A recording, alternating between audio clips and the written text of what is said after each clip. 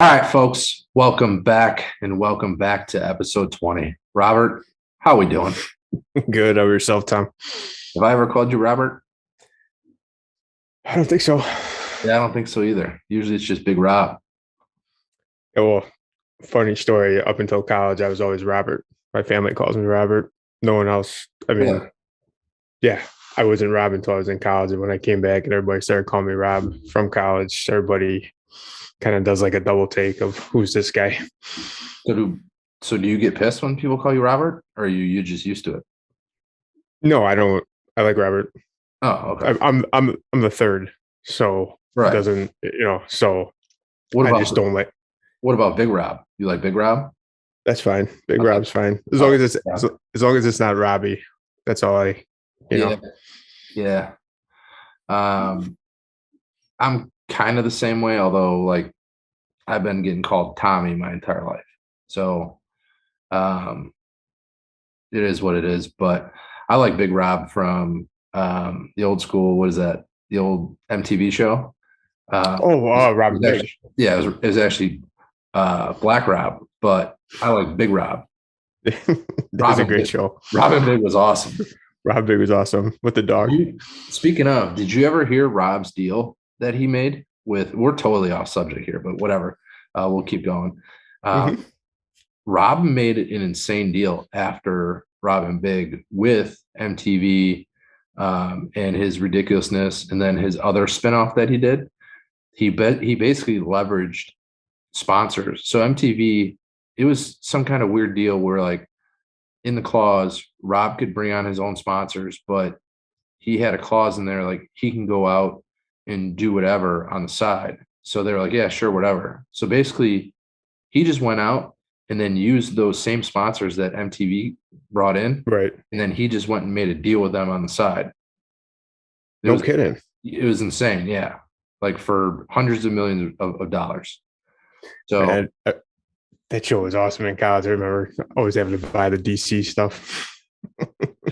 yeah, I thought that show was hilarious. Anyways, let's talk golf. Did you watch Yeah, the Honda Classic? I did. I mean, we watched some of it yesterday together, but Yes. for the majority of it, yeah, I did. It was entertaining. Always a tough track, right? But just the whole turning it on when we were working yesterday on the site and then turning it on and seeing Berger already down what 2 or 3 strokes was nuts. Yeah, it's actually as soon as we turned it on, he was what? Yeah. He was what plus two through one or plus two? Yeah, plus two through one, Yes. plus two through Hmm. two. Um, the wheels fell off quick for him on Sunday. Hmm. Yeah. Um, Bear Trap ate up a lot of people, a lot of balls in the water. What was there like 280 plus balls in the water? Yeah, I think 282 or something like that. But I mean, after watching Thursday, Friday, and how he played, I thought it was just going to be, especially like watching some of it Saturday, he was just going to coast to the win. But man, that was an entertaining finish yesterday. Yeah, nobody really did much. Saturday, Sunday, like there was nothing crazy out there. I think Straka, I think didn't he put up the second or first? Did he put up the best round Sunday? He's four under. Yeah, I'm not I sure. I mean, think, I know he had a good back nine, but I but think I mean, no Shane because Shane came in at 67, and then who else went low? Anyways, I just feel like Saturday Sunday was kind of just like there wasn't a whole lot going on. Course was playing super tough. I mean, there were just so many dumb shots. Like, not I mean, super hard shots, but like some of the bunker shots. Like, who was that? He putted out of the bunker? oh yeah, it went into the water, right? Yeah, I didn't really get that play because he had quite a bit of room. Like, Hmm. I felt like he was kind of at the low point, like in the middle of the bunker. So I don't know. It was kind of weird, but whatever. Um, yeah, of course. I mean, the bear trap is no joke. Here's my question though. Do you think if it doesn't start pissing rain on 17 on Sunday, do you think that changes the outcome? Oh yeah. I mean, Same. I don't think Shane would have duck hooked that drive, but you know, uh, they all played in the rain. His approach into 18 to get the birdie was, I mean, he was doing it in the rain. So, but Right. I don't know. I think Shane will at least birdied 18 and send it to a playoff for sure. Right. But I'm almost positive. Didn't Straka, didn't he tee off before the rain? And then I don't know. I I think mean, but he still had that approach shot 240 yards or something like that. right. So that's where I think he said that's like when it really started coming down. Mm. So yeah, which is just crazy to kind of think about. Like, you know, rain on literally the last two holes, you And know. it was coming down good too. Yeah, for sure. And that's what I'm saying. Like Shane Lowry was clearly like wiping his grips and his wedge like basically until he got told to hit. Like that's my worst nightmare. I hate playing in rain because I just feel like the club is not secure whatsoever in my hand during the rain. I forget. Do you play with two rain gloves? Do I? Hmm. I mean, I will, but like that, if I'm in that situation, then I'm not having fun. I'll tell you that. Yeah, I mean, I have rain gloves, and yes, I do have two, but um, and they're the black. Have you ever worn those black FootJoy rain gloves? I have them in gray. I don't know if I brought the story up. I think we talked about it before, but in the Ryder Cup that we do this past year at Geneva National, the one guy from Wisconsin plays his whole round with one rain glove Uh on. yeah, yeah. Is that the psycho who carries his bag down the fairway too? No, it's not Bob. No, I definitely have them, and I'll use them for sure. Even the winter ones are awesome, but like, no, I don't really go Tommy two gloves unless it's pouring out, and then if it's Right. pouring out, I'm like, get me out of here.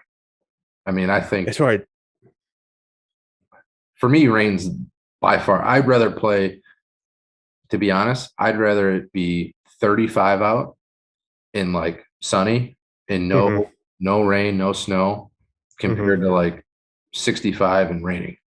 I mean, especially with like the grips that I have on my clubs, you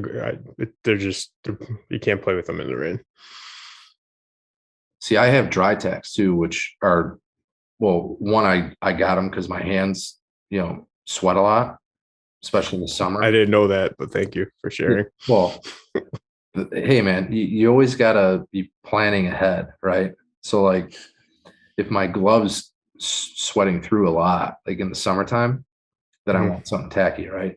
Um, but my brother-in-law, I know he's probably like you, to where he's kind of got like those thinner, like um, what are they? The lambkins, I think he uses. As soon as they get Mhm. wet, I feel like those things are just like a pole. Yeah, Basically, yeah. once the felt gets wet, I feel like those things are ruined. I have those 2G golf ride wraps. Okay. Yeah. So as soon as I feel like they get wet, it feels like they're just like going right out of my hand. So speaking of why I got some of the things on my mind, I need to first we need to talk about Lululemon.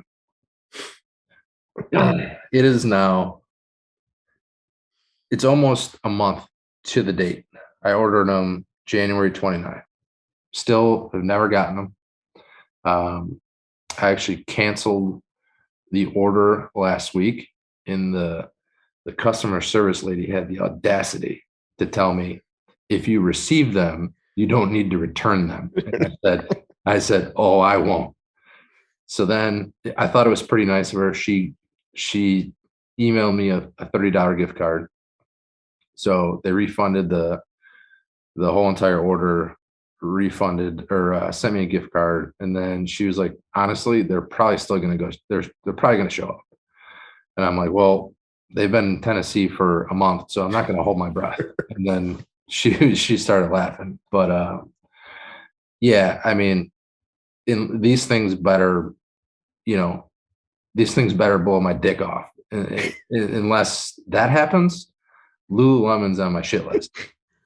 So what are you gonna do with the $30 gift card? You gonna buy a second pair? I'm gonna give it to my wife because Oh, what am I smart gonna? move. Yeah, what am I gonna do with $30 to Lululemon? Everything in there is like $200. So whatever.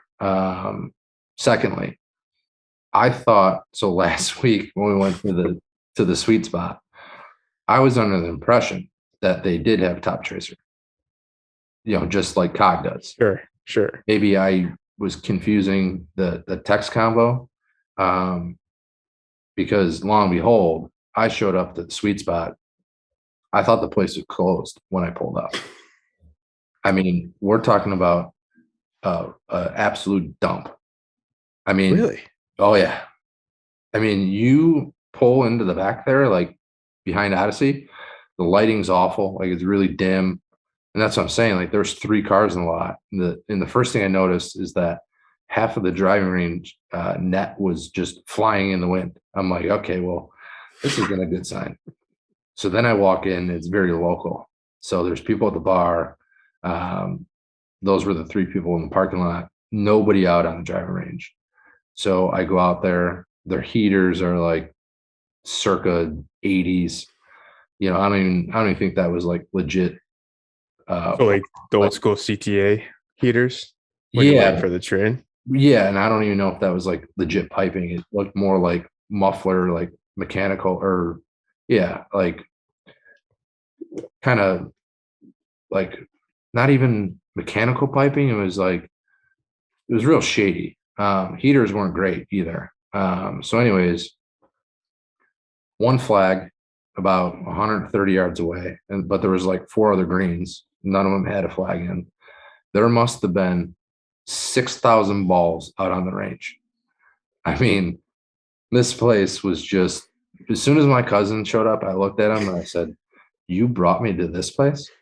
And How I much was go, a bucket? I mean, it was $10 for an extra large Hmm. bucket, so it wasn't bad. Um, but here's the thing: like he lives out in, I think, Manhattan now, and I'm in Oak Lawn, so like Mhm. there would have been no difference in terms of going to like COG. Mm, I'm sure we would have paid for it, but I would rather have paid for it than. I mean, to be quite honest, the setup that I have in my garage is better than the sweet spot. So really? yeah, it's insane. Well, Uh, I mean, by your video, you look like you're hitting the bombs though. I mean, Or was that just one good one? there's a couple good ones. Oh, okay. I definitely I definitely sprayed a couple ones as well. Um, So driver, are you moving forward with your PXG pursuit no, of no, filling the bag? no. We're still to be determined. Like it's not even the I honestly I think my I was hitting a lot of good short irons, and because of that, I was hitting more and more. And my driver swing, as soon as I was hitting driver, I'm like, I don't know what I'm doing. Like there was a couple of ones where I wasn't sure if they would be 2 fairways over. You know, Hmm. yeah. So driver swing is still very awkward right now. And then going in between the both of them, like it's just so night and day. But I think that's why I like the PXG because it's so much heavier, and I do have a slower swing, so I just feel like there's more lag and head weight behind me opposed to like a lighter, my lighter Titleist. But anyhow, I feel like I should have, you know, talk about those 2 things while they're on my mind. But yeah, Appreciate the honesty. yeah, my cousin texted me today. They're heading to the sweet spot tomorrow. Um, I said I'm out. I mean, what, it's supposed to be 50s the rest of the week, right?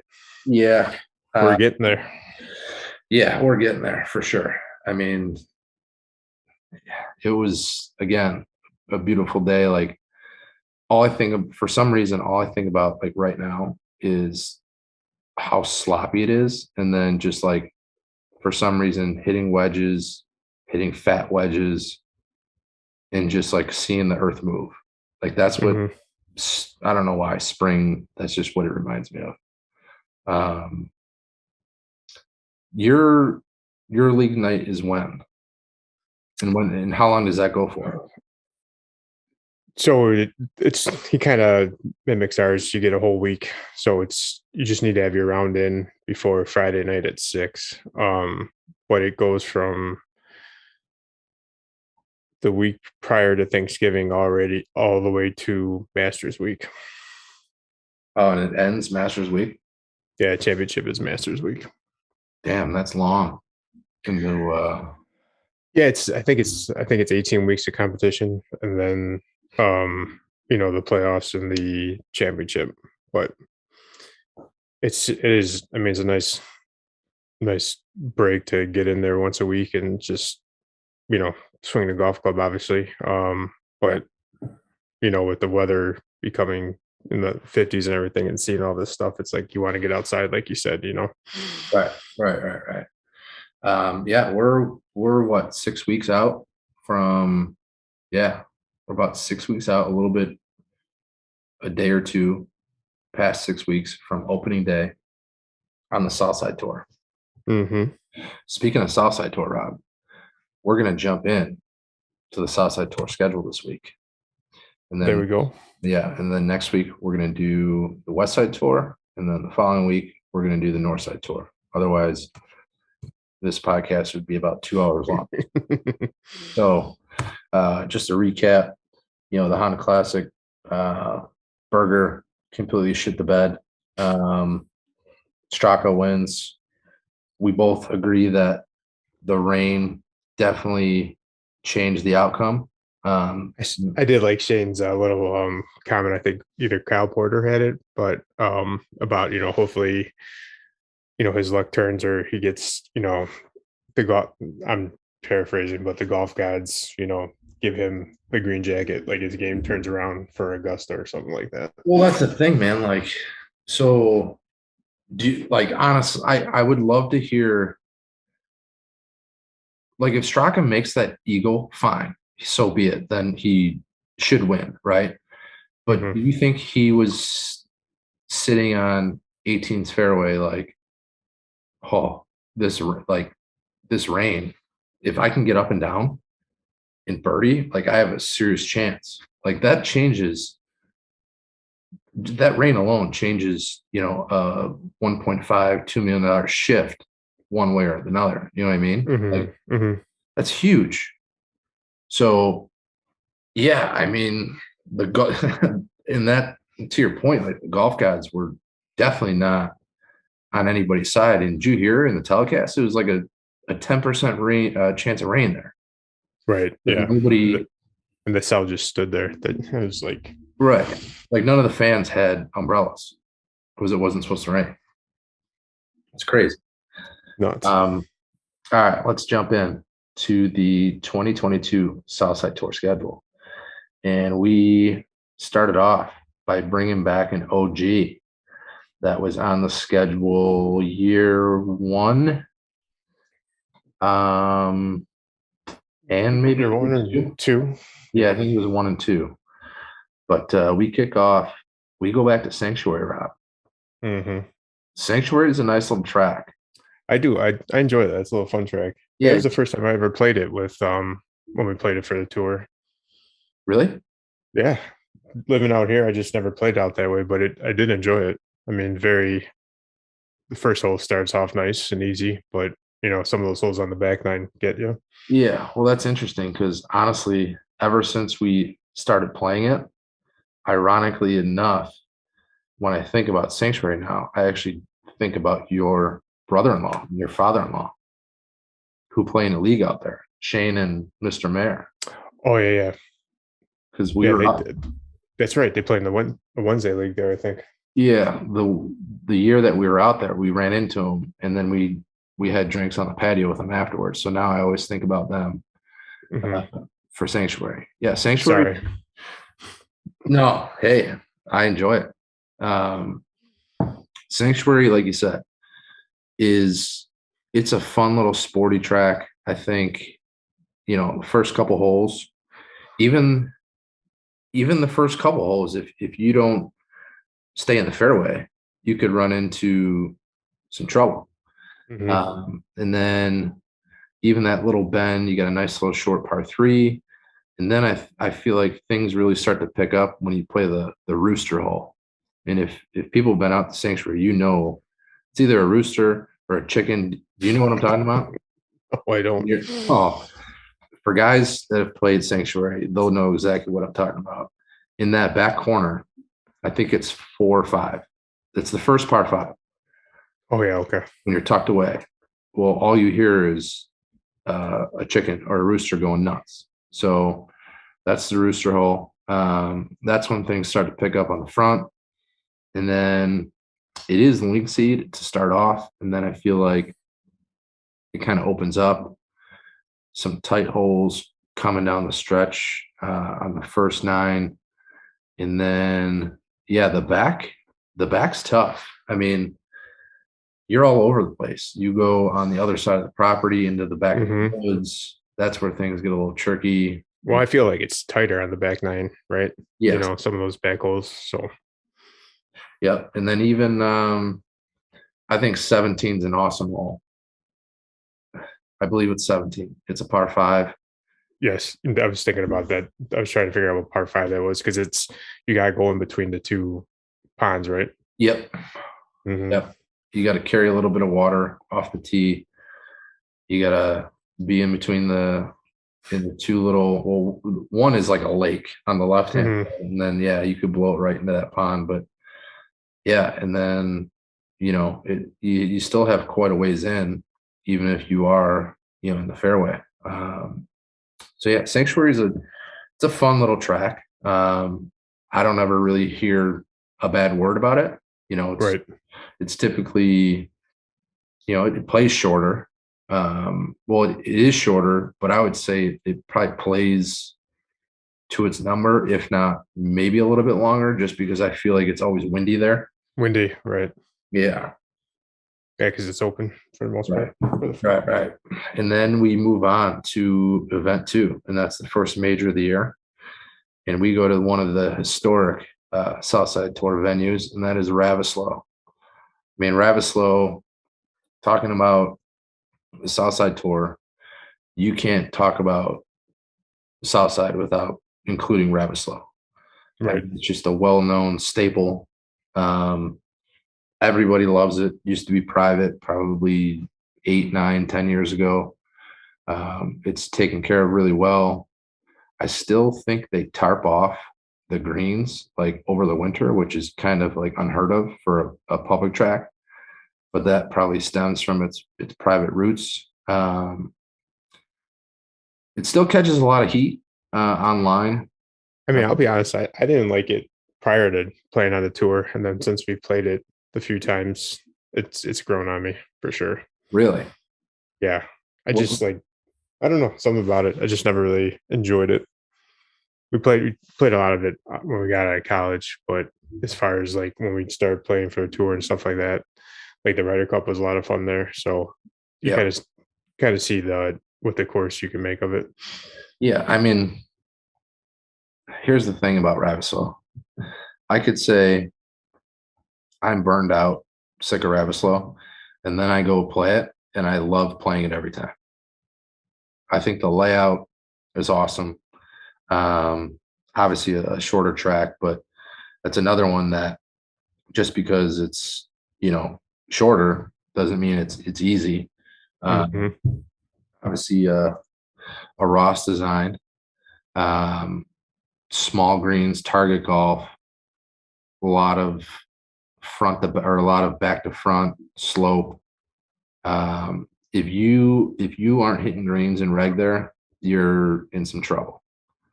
Um, a lot of strategically placed greenside bunkers that are kind of like deep little pot bunkers that sometimes can get hard to or be hard to get out of. For instance, like what is that 3? So the second par five coming back, Hmm. you got those pot bunkers on the left and right hand side of the green. You get in one of those, it's pretty tough considering that green is hard back to front. Man, I can't stand hole 4 Hole at par four, 3. hole four is tough. That's another one where if you're in those bunkers, You're either screwed. either side bunkers or that one deep, yeah, it's trouble. That's why I love Rav, just because it is short, but it's super challenging. And like I said, it is target golf. So if you're not hitting your spots, you're blowing it all over. Well, you're blowing it all over anywhere you're in trouble. But um, even hole 5, I mean, hole 5 is awesome. A lot of people hate it just because you either got to hit like a cut hybrid or Hmm. lay up with a long iron. And then Hmm. you have that kind of downhill approach into that green, super cool. Again, bunkers everywhere. Um, and then after that, par 3 is fun. And actually, that next par 3, the second par 3 is pretty tough. That long one over the water. What is that? Oh, you 7 mean the maybe? third? You mean the third par 3? Yeah. Yeah, the third par 3. Sorry, Yep. over the water. Yeah, and then the front is pretty vanilla after that. Um, although 8, I like 8's approach into the trees. That's cool. There's usually a bunch of shadows. Um, especially if you're playing like somewhat twilight. I just think it's a cool shot. The back, I think, is definitely where things pick up, because then you got super tough. Well, 10's pretty straightforward. 11 is ridiculous. Um, especially from the back tees. If you get a day where Sure. the grounds crew is trying to be mean to you, and you get that back tee, it plays at like 214 or whatever. Oh, Hmm. super tough. Hmm. But yeah, and then the rest of Rav is awesome. So even the last couple closing holes, I mean, could really make a difference. You could definitely see some low scores on the final holes, and you could see some blow holes. So Yep. yeah, Rav's always a great one. Hmm. Historical pro shop too. So then we move on to event 3, good old Glen Woody. So Hmm. Glen Woody, what's your take on Glen Woody? I like Glenwood a lot. I mean, we played a lot of it for high school golf, so I like 16. I like it's a course that you know if you can spray it a little bit and still recover. Yeah, I feel like it's a very gettable course. You know, very I very gettable. had some of my best rounds there for the tour, so I thoroughly enjoy that course a lot. Yeah. So It's a good walk. I mean, it's a nice, fun course to walk. it So is I have no. it is a good walk. The back's tough to walk. The front's easy breezy. Um, the front is super gettable. If you can go even, or even maybe 1 under, 2 under on the front, because it's very doable. Like you said, you could kind of spray it all over on the front, um, and get away with some stuff. A couple par 5s that are definitely reachable. Hmm. Um, the back is where you have to save. You just have to play pretty much like defensive from 14 on. And if you can manage 14 on, you'll be in good shape. I Yeah, I mean, think 11 is one of the prettier tee offs.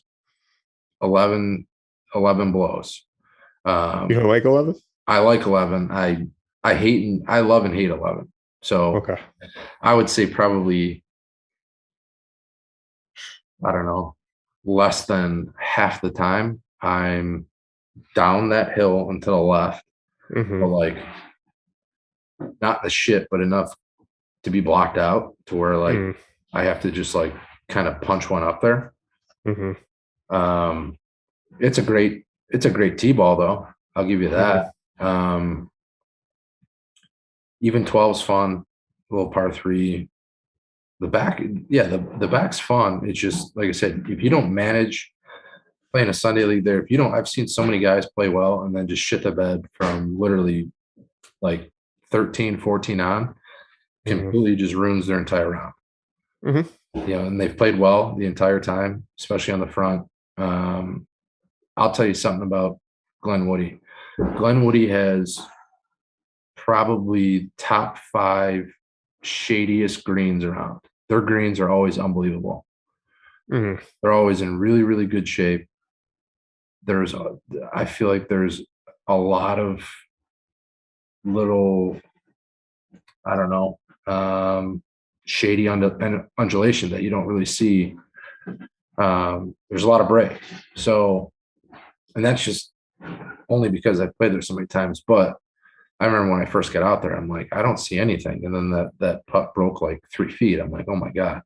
Hmm. So yeah, their greens are always in great shape. But Glenwoody's always been a classic. It's another one I've probably played upwards of, I don't know, close to 50 times. So, and then Rob, for event 4, we head to one of your favorite stops, Hmm. and this is a shared stop. We're sharing this with the West Side Tour this year. Is Heritage Bluffs. No, the West Side is sharing it with you. I'll take that. That's fair. Um, I'm pumped to head back out there. I actually missed it last year, not being on the schedule. I know they have a new pro shop going right now. Michael's super pumped about that out there. I've heard it's in probably the best shape it's ever been in.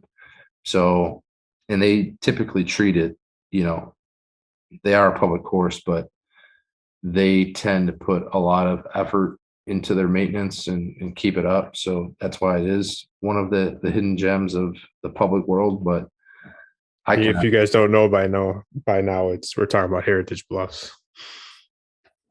Why did I never say it? No, it's all right though. If people listen to this podcast, they should know right away. Were you willing to bet on that? I bet on that. Okay, I'll bet you $10 I said it. Okay. All right, bet. Because I'm pretty sure I said we're going to one of your stops, Rob. And we share this with you, and we're going to Heritage Bluffs. But hey, we'll catch. We'll play it back. We'll We'll play catch it the back. tapes. Yeah, we'll catch the tapes. Okay. All right. Anyways, Heritage Bluffs, right off the bat, hole one. Hole one's awesome.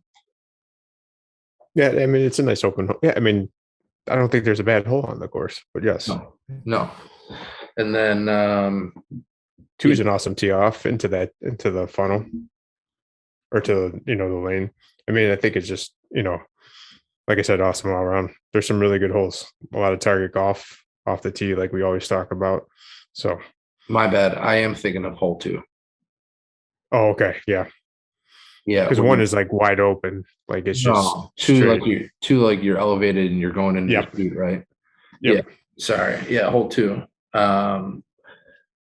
And then I feel like once you get into that like back corner, like once you play that par three that's downhill where the backstop's like the wooded area, maybe like Hmm. 7.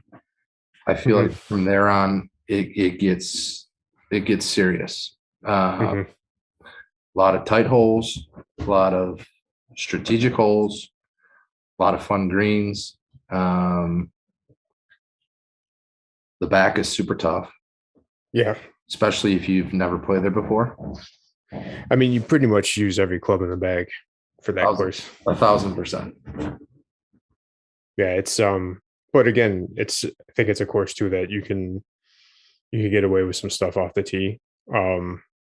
For some of the holes on the front at least because it's open, and you could save yourself. But there's very gettable holes too. So Yeah. again, I mean, even 10, I'm pretty sure, I'm pretty sure I teed off with like a 4 iron or a hybrid oh last. yeah, yeah, Uh, you just need a hybrid on 10 for sure. yeah. So to your point, you do use pretty much every club in your bag. Um, but if you haven't played there before, it could definitely be super tricky. Like you kind of just find yourself in a spot. You're like I don't know where I'm going, or Yeah. like where's the hole at? Yeah, I mean that's a great point because I think that's one of the courses. I mean, A, it's so easy to get to, but B, it's very affordable, but it'd be a course to go have a practice round at because it's a course that you would enjoy, you know? Oh yeah. I mean, we, like I said, we've given Heritage Bluffs tons and tons of plugs on this show, but yeah, Heritage is unbelievable. Event 5, second major of the year, Rob, PGA Championship. And this is, I feel like Ravislow and this course, Balmoral, are pretty much in the same category. And to be honest, I think Balmoral should get more credit than it does. I think Balmoral it's easily probably in my top 5 around. Hmm. I mean, just for the playability, I think the layout. So I'll say this: Balmoral's layout is awesome. I feel like it's similar to like a George Dunn layout, but George Dunn just isn't kept up, and it's always a 6 hours round. Balmoral is well, and the price is a joke for a force reserve course. But Balmoral, you go out there, it's like $30, $35, Hmm. whatever. It's always in great shape. Greens are lightning, and it's super tough. But Hmm. it's also pretty, if you think about it, like it's pretty playable in terms of how open it is. But if you're not in the hole, you don't really have a chance to hold the greens from like anywhere outside of like the fairway or like, the second cut. Hmm. So just coming in from different angles, they have some strategic bunkers, but Balmoral's awesome. I mean, it's so hard. That place literally will eat you up and spit you out if you don't have your game there. Right. Um, the back there, probably one of the best back nines, I think, in the state. Um, so many pretty holes, so many elevated tee shots. I think one of the best holes that doesn't get enough recognition there would probably be, and I might mess this up. So let's see. You got 10, 11, 12. Yeah, 12. Super tough tee shot because you have these huge, tall trees right in your face, like 70 yards away on the left side. And the hole plays like a slight dog left off the tee. Hmm. It's elevated where you're like up on a hill, and then it goes down into like a gully, and that kind of dog Yes. left. That that second shot into the green, I think, is one of the best shots in Illinois. I can see that. Yeah, it's just it's really tough because you have trees protecting, you know, basically the left side. You literally have to throw a dart. You can't really swing something out there to the right. Green's elevated, bunker front left. Green runs back to front, right to left. So it's a super tough hole. It's a ton of fun. And then you go Hmm. to the next hole, and that's literally like my least favorite hole in Illinois. So that Is that the long, par three? yeah, yeah, that I would say out of like the 40 times I've played Balmoral, this is honestly God truth. I might have hit that green less than 5 times. Really? Yeah, I don't know what it is. It's got your number. It does. But yeah, and then the rest of the back is super fun. Even coming in, we're going to go off subject here, but I play in a tournament every year, and up on like 16, 17, 18, there's this little corner. That's the Taish Invitational corner where all the boys meet up, watch everybody come in. It gets super rowdy in that corner because you got the par 3, you got the par 4 coming back, and then 18 going back. So it's a ton of fun. Balmoral is always a great track. And like I said, that's the second major of the year, the PGA Championship, and then we head Hmm. to another OG, and that's the 6th event of the year. And we head back out to Old Oak. Old Oak was year one's championship. Okay. Old Oak is shady awesome. It's a great course. Great course. It's a tough course. Right. Um, But again, it's one of those courses that you can actually go low on, you know. It's yeah, there's I don't, you know, it plays it plays so much longer than it is. yeah, there's some I mean some of those par threes too play pretty long. Well, that's what I'm saying. So I don't know what that maybe seven, something like that, six, where it's basically uphill, plays like literally 215, 220 from the back. It's got the huge bunker front right, elevated tee. It's Basically, six. it's basically right after you're done playing the Yeah. park. The par Yeah. five, yeah. So yeah, the course, even supposedly it's the number one hardest hole on the course is number three. Number three is no joke either. Like, Oh, I hate that tee shot. yeah, well, I'm just saying for like it almost appears that you're closer to the hole, but you're not. Right. The play is so long. Um, and then yeah, it kind of gets squirrely towards, when you're coming back to the clubhouse. There's a couple tight holes, and then that par three. Let's see, what is that? No, that's on the back. Yeah, so then you have nine coming in, which is super tight, and you kind of just got to throw it out there, Mm-hmm. over near the barn there. Over Um, near the barn. yeah, and then back's pretty fun. You got a lot of drivable. Well, Well, I mean, 11 is one of the harder holes too. bananas. That hole should be a par five. I mean, unless you cut that corner at an insane angle, you don't have anything less than like four iron in, maybe five. Like, And dealing with that creek. right. It's just that's a crazy. I don't know how that's not number one hardest hole on that course. Mm-hmm. And then even what is that, 16, 15 or something like that? You're coming downhill. That's a where you have to cross the creek or come up short. Um, and then Oh yeah, that's 14, I think. yeah, and then you got a par three and then a par five and a par four to end it. So the last couple holes are fun. Even the last hole is pretty fun. Coming in towards the pond there, Mm-hmm. and you got to go over the pond to hold that green. Um, yeah, it's a very low key. I don't think a lot of people know about it. I think it's definitely very wooded, but it just plays so much longer than it really is. Mm-hmm. So that's event six. And then for the third major of the year, Rob, we go out for the US Open.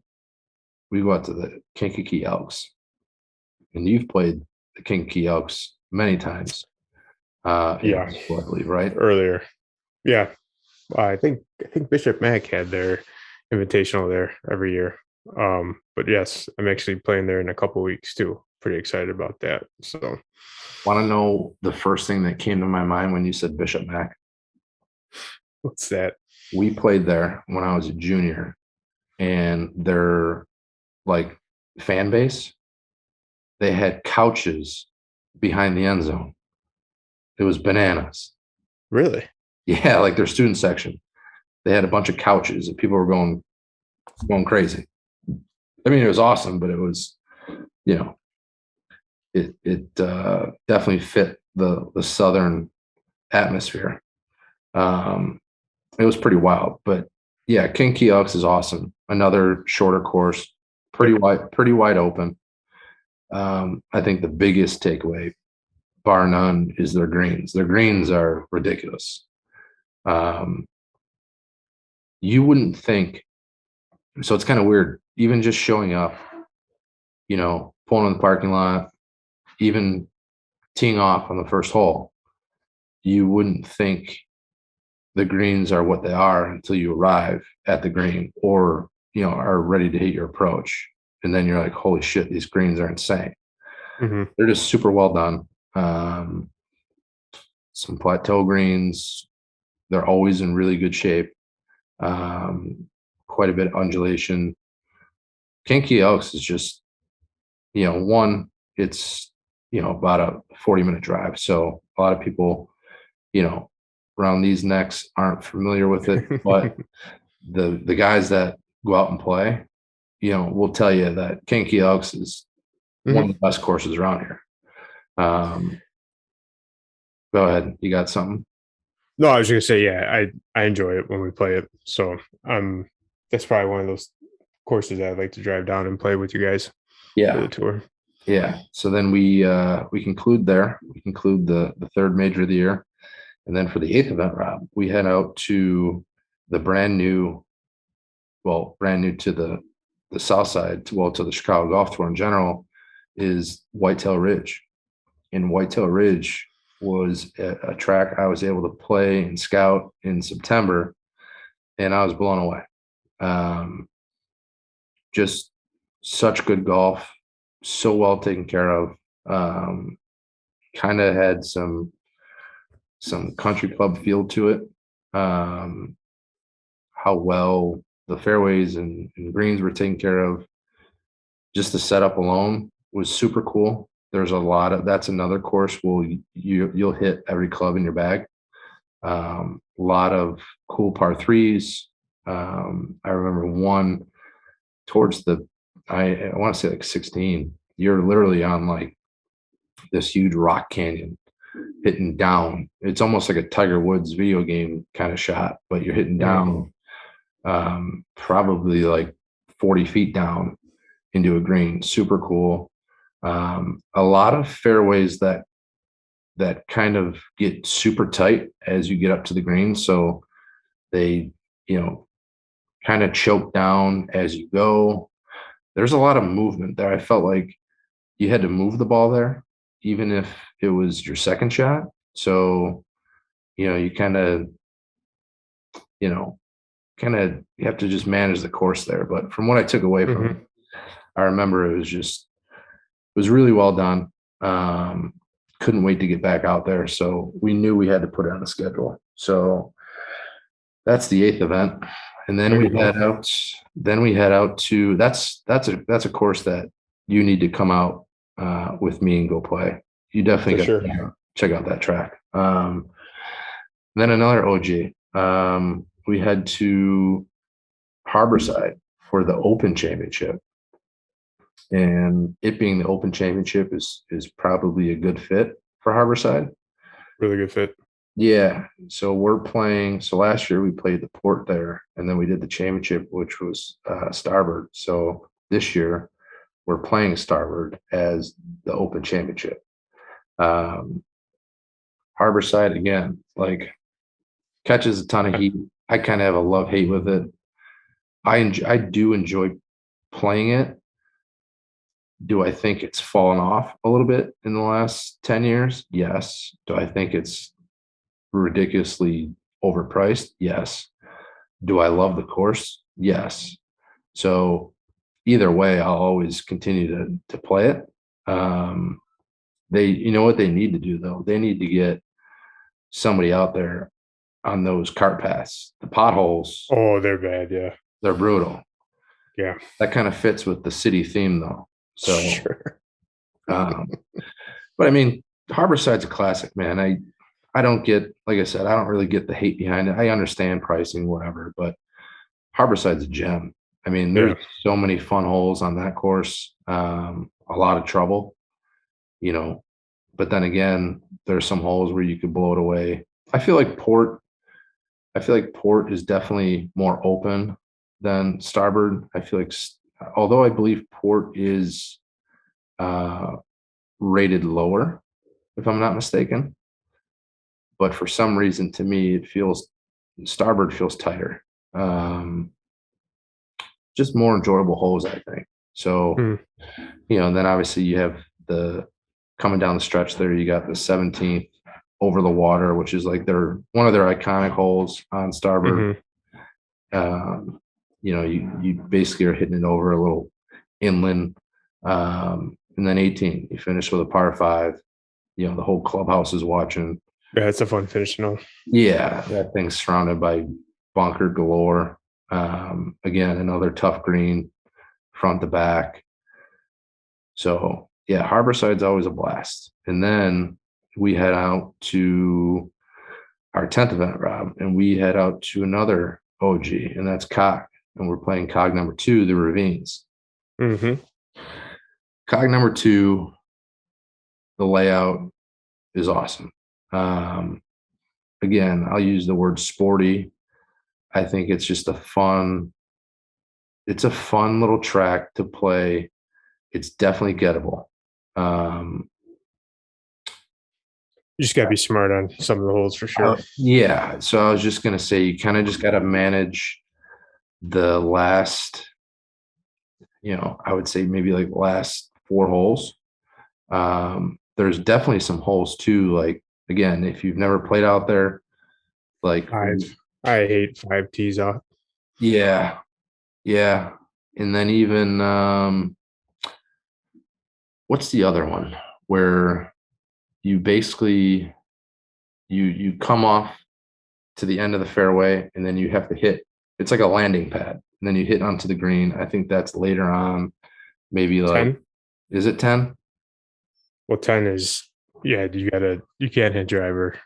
You gotta lay it up and then you gotta, it's the landing pad like you're talking about Right, down low and hitting it to green. right. It's kind of a I dog mean, left. no, that one's pretty straight. Um, I think you're talking about 12. I think you're talking about 12. Yeah. And then what's But the anyways, I mean, there's nine's an awesome par five, and then you got a ten's a tough hole, 11's an awesome par five because the dog legs right, and you're teeing up. It's a blind shot, so is that the one where you're kind of in the back, like wooded area? yeah. Hmm. Yeah, that's a tough hole. And then even the hole right alongside that, the next hole, you come playing this way where you hit. Yes. Yeah, that's a tough approach shot. Hmm. No, Um, I mean the back nine's a lot of fun. yeah, yeah. Cog's always, like I said, I think sporty fits Cog. Definitely gettable. Definitely a lot of fun. Usually in good shape. Last year, I think we caught it at a bad time. It was pretty beat up, but Cog's usually in pretty good shape. Um, Hmm. and then we head over to the playoff, and one that we've had on there. So yeah, I would say it's an OG. It was off the schedule last year and maybe the year before, or maybe just last year. Anyways, the playoff at Calumet Country Club. So I have a very big love hate with Cal. Um, I think I think some holes are awesome. And I think some holes are pathetic there. I think their layout stinks. They redid their layout, like, I believe within the last 10 years, right?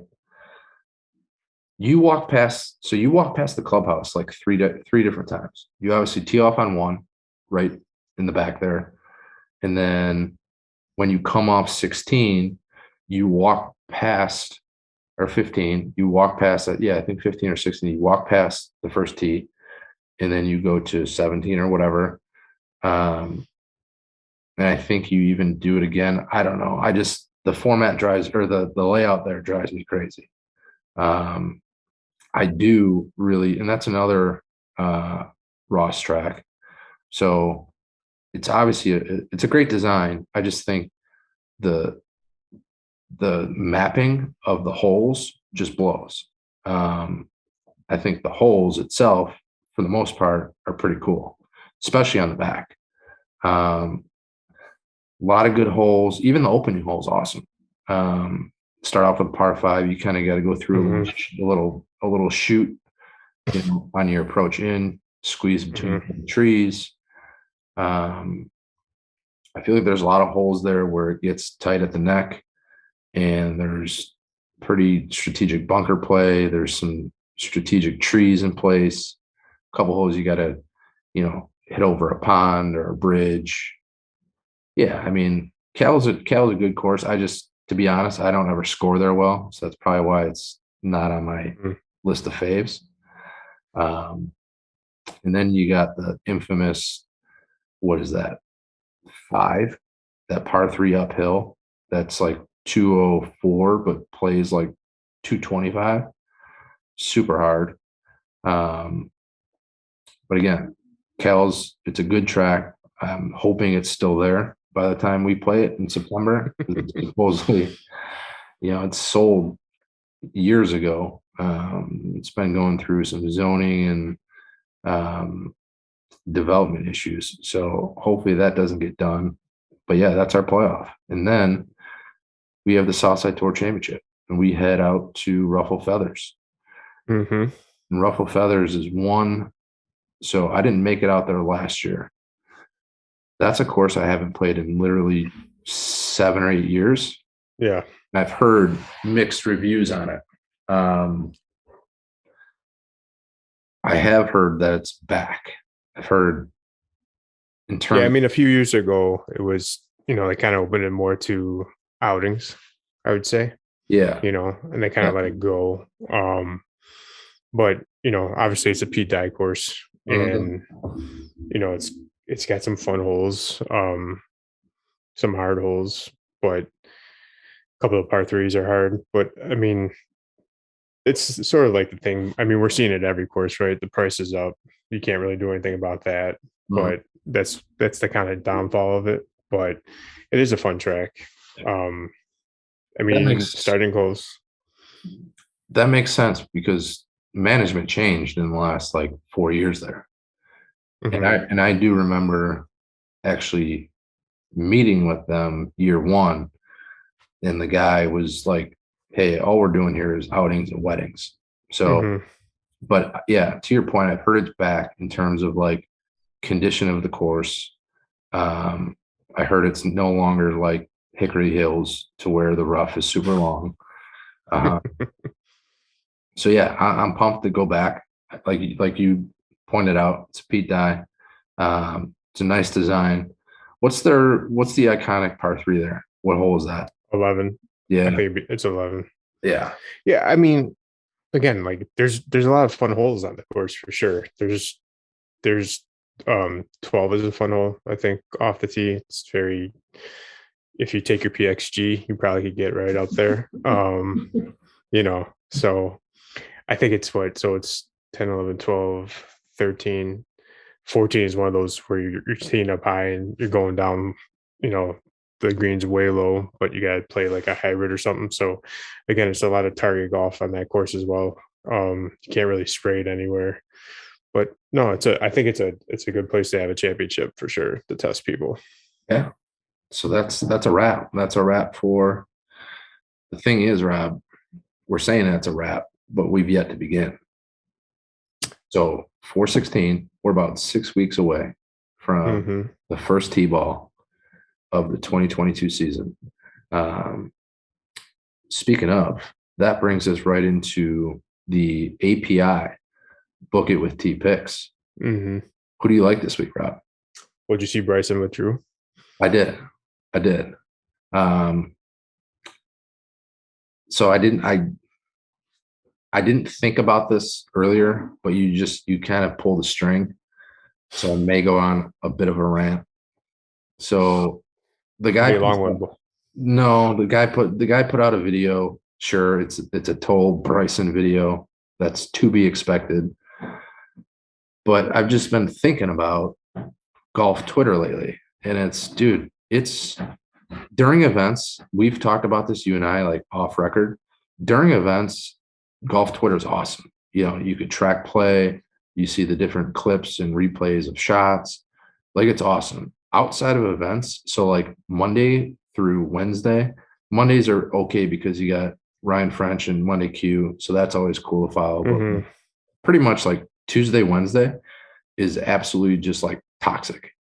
And Hmm. it's literally beginning to be like reckless and like political. And So, anyways, what I'm getting at is I saw the video and I'm like, oh God, I can't wait to see the comment section. And it was just like people ripping Bryson, you know, did you really need to be that scripted in your own home? And then people were like, for a minute and 32-second video, there sure was a lot of edits in that video. Anyhow, it's just like I said, it's kind of just a cesspool Mhm. at certain times, but for the most part, I'll take 5 out of the 7 days where it is good. Mhm. Um, I just think lately with the whole Phil thing, and I think people are carrying that out, as long as they can and bringing in all sorts of shit on top of that. I'm kind of just over it, man. Mhm. Yeah, I can't wait to just not be on it and be out playing golf, to be honest. What do you think about the announcement with Zach today? I like it. Um, I think Zach's a super good dude. Um, do I find him to be pretty boring? Yes. I just, it is what it is. Um, would I like to play for the guy? Yeah, absolutely. Mhm. So I saw the hype up video, and yeah, I wanted to run through a brick wall for the guy. But like, do I find him personally just kind of like vanilla? Yeah. Sure. What'd you think? Well, I mean, he's a fellow PXG guy. You guys stick together. Doing this PXG, man. No, I like it. I like the pick a lot. Yeah, I mean, well, here's my thing. The guy earned it, right? Mhm. So you can't really say much about it. You know, I think he's pretty well respected. It seems like everybody loved the pick. So Mhm. I thought that was pretty cool. Um, but yeah, who do you like this week? Any favorites for you? Um, I kind of like Victor, to be honest with you. Oh, really? All right. Me and T. Me and T. You and T. You and T are Yeah. you guys are feeling each other this week. All right, let's go. All right. All The right. Hear him. the API Book It with T picks are in. And he's got, well, I might butcher this one. He's got Ray or Rye, RAI. Is that the two gloves guy? I don't know. Who is it? RAI, Rye, Ray. I'm gonna go with Ray. Ray, 150 to 1. Justin Rose, 60 to 1. Burns, 50 to 1. Zalatoris, 30 to 1. And your guy, T's favorite, Oh yeah. Victor Hovland, 18 to 1. And you could book it with T. Those are the Awesome. API picks. Yeah. So I don't know. I don't know if I've ever heard of the first guy. Maybe I have, and So I did you just say Aaron Rye? Right. Right. yeah. Yeah. RAI. He's the one. Oh no, he's the one. Well, he's the two clubs. I mean, two gloves, and he's the one that has the iron covers. Oh, is it? Yeah, I think so. Love it. But I mean, I can't knock the guy for his explanation why he has head covers for his irons What do you or say? iron covers. So uh, basically, I believe it was like they grew up with not a lot of money, and his dad bought him a good set of golf clubs, right? And he wanted to take care of them because they didn't have money. So it was more of like it's a I thank you to don't. his dad type thing. I don't hate that. Hmm. I to be honest, since we're in the trust tree here, I kind of get a little upset with myself. I wouldn't say I'm by any means because I'm pretty uptight about like keeping my shit clean and like, but just from like the abuse that my irons get from like being in the cart and like Oh, I hate bag chatter. I hate it. hate it, hate it. So like if head or if iron covers were more accepted in society, I would probably wear them, to be honest, because I like keeping my shit like that too, like nice and clean. And but then again, do I want to be taking them off every time? Probably not. But I don't like all the nicks. I mean, after I 1 year of having my new irons, they look like they were hmm 6 years old. hmm So I totally understand that. Um, Hmm. but yeah, API out at Bay Hill. Bay Hill is another sick track. So this is what, stop 2 of 5 of the Florida Swing, I believe. Yeah. Is Um, players next weekend? players is, what are we at? End of February?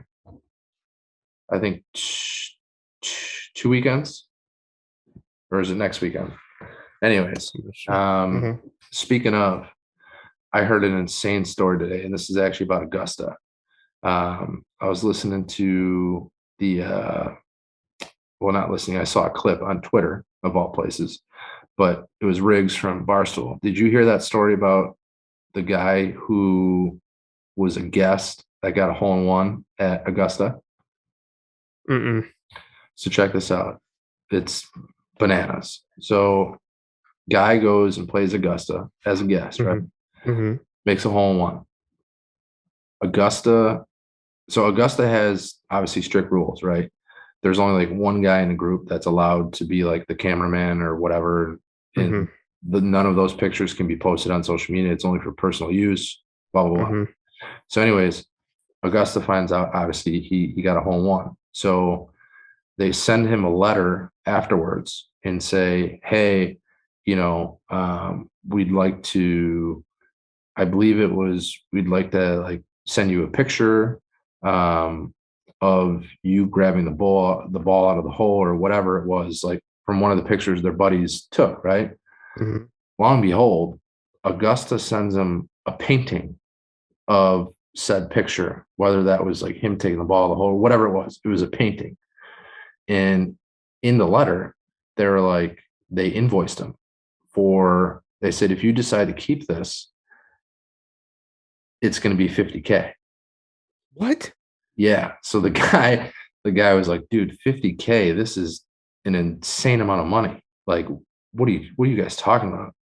So he kicked it around for like a couple months, ended up paying it, then received a letter from Augusta saying, we honor, we we honor that you consider this moment like, a cherishable moment in your lifetime.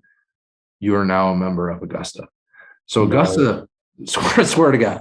So Augusta's just playing head games. Basically, they wanted to see if he was committed by purchasing that picture. And by doing so, he then got himself, a membership at Augusta. How insane is that story? Come on.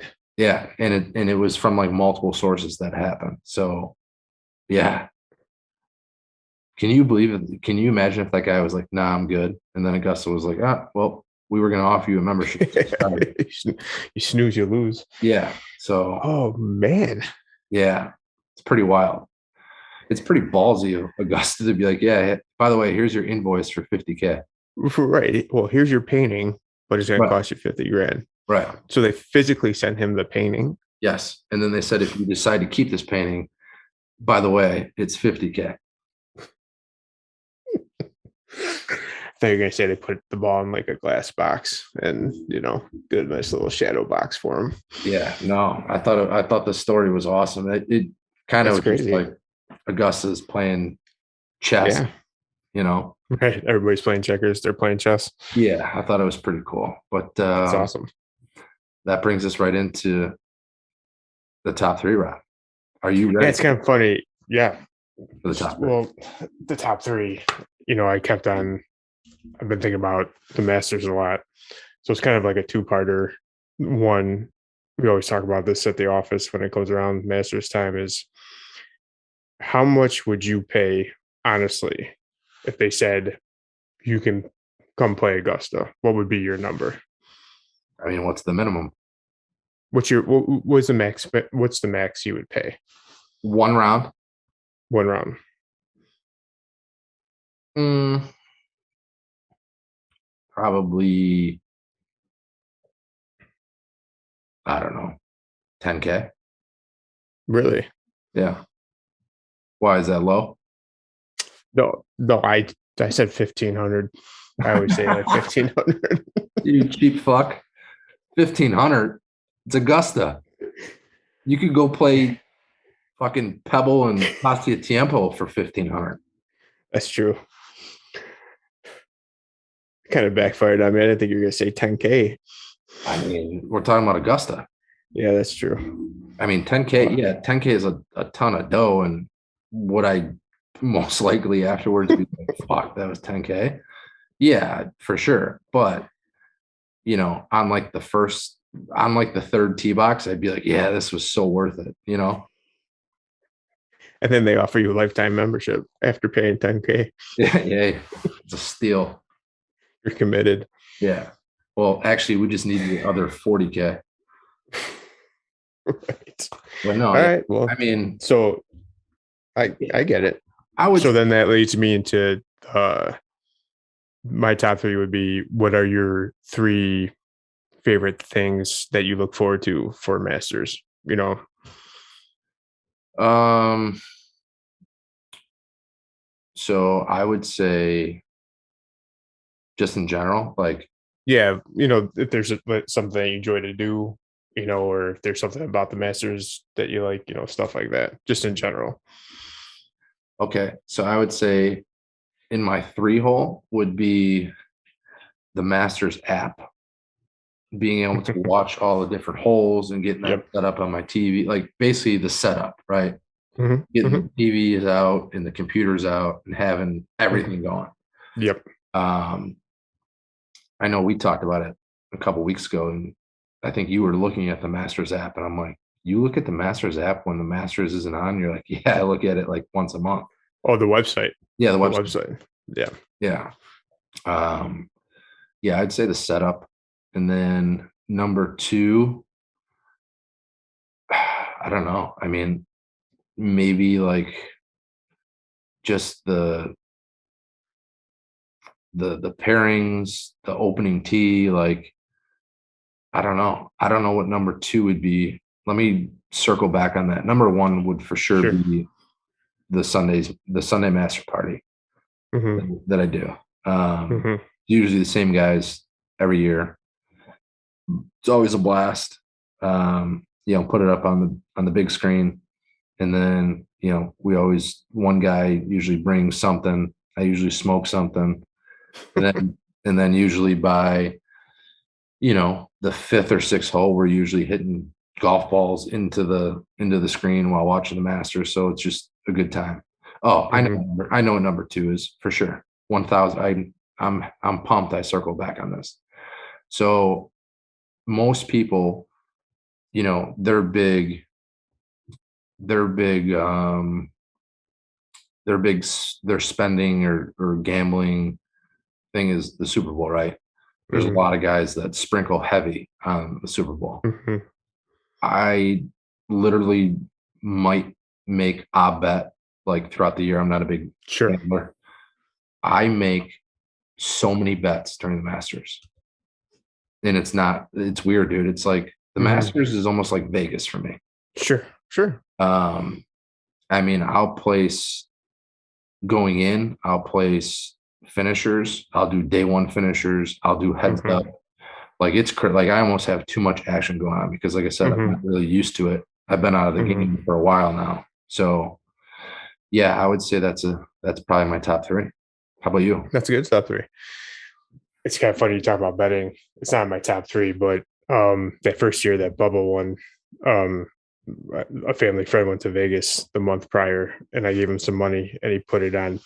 I wanted Bubba, and obviously he came back with a ticket from me, and and it was funny because I was dating Katie at the time, and we're over at her parents' house for dinner on Sunday, and I'm sitting there, they're eating in the kitchen, I'm sitting in the living room watching the coverage still because it's I have the winning ticket in my hand for Bubba, and I'm like, holy shit! So yeah, that was a good one. What was the cash on that? It was like $15, and I think he was like 40 to 1. But just the excitement Right. of Right. getting to watch it was good. But the 3 hole would be how you said the setup, like putting the computer up, putting the TV up, putting another TV up, getting to watch all angles, and just sitting back and enjoying the coverage. Two would be, ever since I had Ella, or Katie had Ella. it was, I think that's when drive, chip, and putt started. Yeah. So like the week prior, I have a picture like every year now with Ella sitting there watching it. It's just I thoroughly enjoy it just to see the it's gonna sound weird, but the enjoyment out of these kids, seeing like Bubba there and stuff like that, Yeah. watching Ella love, the game of golf, how we love the game of golf. So that's Oh always yeah. fun. Yeah, and then I obviously the coverage is good and everything like that, but my favorite thing is, it's silly, but I really enjoy the par three. Like sitting there at the office watching the par three chant, go off and everything like that. So Are you talking about the Wednesday? yeah, the Wednesday. Yep. Oh yeah, I was pissed that there was no par three Hmm. last year. So my honorable mention is the par three because I agree. Um, dude, 2 years ago when Jack's grandson or Grandson. nephew, Oh whatever, yeah. that Yep. was awesome. Hmm. Yeah, I love the par three as well.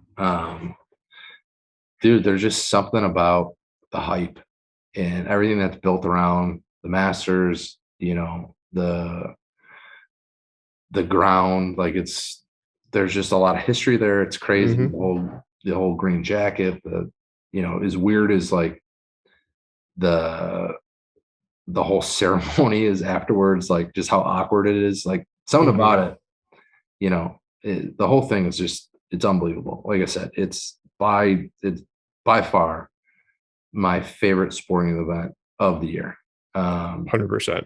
Yeah. So yeah, well, that wraps up an unbelievable episode 20, which is crazy to think about, Rob. A little Um, crazy to think about that registration opened yesterday. yeah. So by the time you guys hear this, registration is officially open. Hmm. It opened up. Well, for us, it opens. So tonight is kind of like Christmas Eve for us, Rob, Yep. because technically it opens tomorrow night. By the time you guys hear this, it would already have opened and the floodgates are officially open. Come register for the 2020 season. It's going to be a great one. We have a ton of great stuff lined up for you guys. So until then, Very exciting. we'll see you in the fairway. See you in the fairway, Tom. See you, buddy.